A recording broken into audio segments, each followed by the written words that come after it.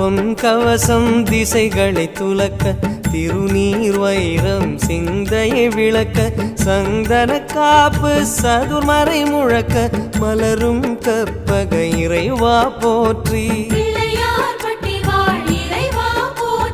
கலியுகம் காக்கும் கணபதி நாதா வலம்புரி நாதா அபயம் அபயம் அபயம் அருளும் இறைவா போற்றி